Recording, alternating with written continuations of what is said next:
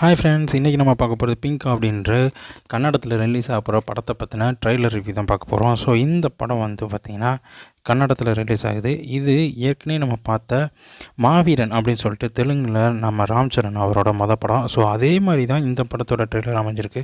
அதாவது கிட்டத்தட்ட எப்படின்னா, ஒரு நாடு இருக்குது, அந்த நாட்டில் வந்து மக்கள் எல்லோரும் தெய்வத்தை வழங்கிப்பட்டுருக்காங்க. அட் த சேம் டைம் அந்த இடத்துல இருக்கிற மக்களை அழிச்சிட்டு அங்கே இருக்கிற சிவனோட சொத்தை இது பண்ணணும், திருடணும்னு சொல்லிட்டு ஒரு காட்டுவாசி கூட்டங்கள் உள்ளே வருது.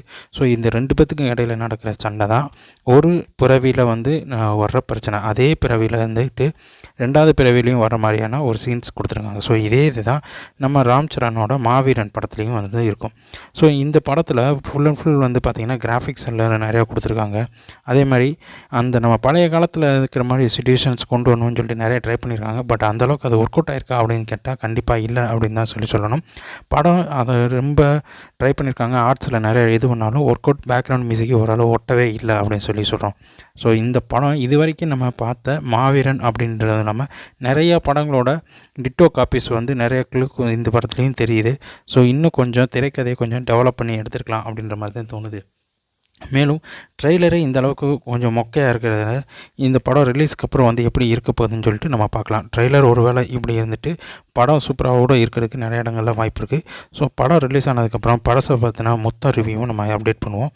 இதில் ஓப்பனாக நம்ம சொன்ன மாதிரி மன்னர் காலத்தில் நடக்கிற மாதிரியான ஒரு காலகட்டத்தில் நடக்குது. ஸோ அந்த இடத்துல கட்டுற பிளாக் மேஜிக்காக நிறையா வந்து சிஜிஎஸ் ஒர்க் அவுட் நிறையா பண்ணியிருக்காங்க. அதுவும் ஓரளவு ஒர்க் அவுட் ஆகிருக்கு அப்படின்னு தான் சொல்லணும். இதே மாதிரி செகண்ட் ஹாஃபில் வந்து அவங்க வந்து இப்போ இருக்கிற, அதாவது 20th centuries இருக்கிற மாதிரி இருக்கும். இவங்க திருப்பி அந்த பையன் ஹீரோ அங்கே போய் மக்களை காப்பாற்றுற மாதிரியான சீன்ஸுக்கும் இது கொண்டு வந்திருக்காங்க. மேலும் இந்த படத்தில் வந்து பார்த்திங்கன்னா நம்ம கோல்டன் மெகா ஸ்டார் கணேஷ் அவர் வந்து இந்த வந்து புது படம், இதுதான் ஃபஸ்ட் அவர் ஒர்க் படம். ஸோ அவருக்கு வந்து நடிச்சிருக்காரு. இதுலேயும் அவரோட ஆக்டிங்கும் ஓரளவு ஒர்க் அவுட் ஆகிருக்கு அப்படின்னு சொன்னாலும் இருந்தாலும் இன்னும் கொஞ்சம் பெட்டராக இருக்கலாம். ஏன்னா ட்ரைலரிலே அவரோட சில ஸ்டன்ட்ஸ் சில மூவ்ஸ் வந்து கொஞ்சம் வித்தியாசமாக தெரியுது.